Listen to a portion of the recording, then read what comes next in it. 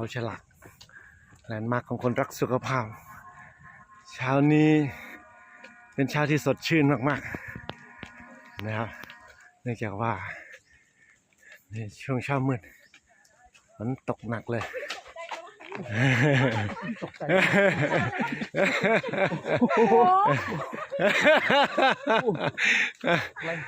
อะไรเมื่อกี้เอ้า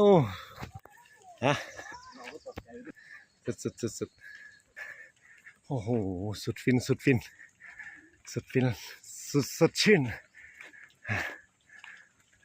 นี่คือตลาดนัดคนรักสุขภาพที่บ่อนบอสติเดียวฮะแมนปะ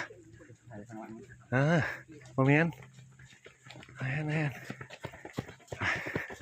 โอ้สดชื่นมากๆ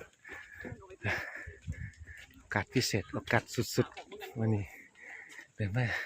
จับกิ่งขึ้นเที่ยวขึ้นเขาฉลากกับบ่าวกันวันบ่าวไทยบ้านไอ้หนุ่มแก่นขอนสุดๆเลยนะสุดๆเลย